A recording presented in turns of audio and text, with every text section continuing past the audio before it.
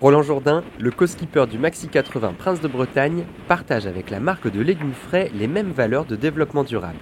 En 2013, le skipper crée un fonds de dotation, Explore, qui soutient des projets ambitieux et humbles à la fois.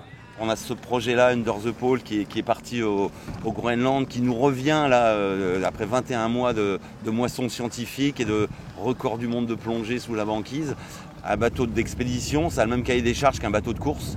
Et techniquement, logistiquement, administrativement, on a plein de choses à échanger. On collabore aussi avec Corentin de Châtel-Perron, qui lui, au Bangladesh, redécouvre les vertus et la technique de mise en œuvre de la fibre de jute pour faire des biocomposites, des biomatériaux, redonner en fait à cette fibre naturelle toute la valeur qu'elle a, réaccaparer la terre, parce que ce sont des plantes très vertueuses au niveau des cultures. Donc ça me passionne, au-delà de la technique bateau. C'est remettre des filières économiques et sociales en route pour demain, beaucoup plus en accord avec la nature, arrêter de faire contre et faire avec. Les producteurs de Prince de Bretagne ont décidément choisi un co-skipper qui leur ressemble. Allez, un autre projet soutenu par Bilou pour vous en faire la démonstration.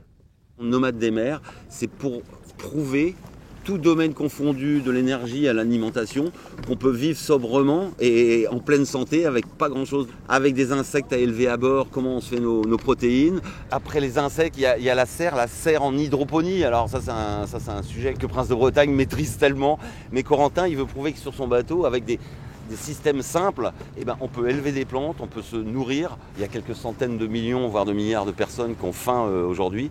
Et donc dans des zones arides, dans des zones difficiles, si ça marche sur un bateau au large, ça pourra marcher à terre. Vous l'avez compris, Bilou, c'est un skipper au grand cœur et un homme très simple.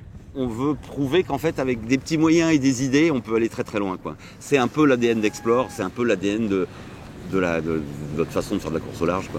À Lionel comme à moi, je pense qu'on est très proches à ce niveau-là. Comme Prince de Bretagne, Roland Jourdain n'a pas attendu que le développement durable soit à la mode pour s'y mettre. Dès 2007, il monte l'entreprise Keros. C'est elle qui a par exemple réalisé la structure en biocomposite de ce bateau électrique. Prochain défi pour Roland Jourdain, bel et bien sportif cette fois, la Transat Jacques Vabre sur le Maxi Trimaran Prince de Bretagne, départ du Havre le 25 octobre.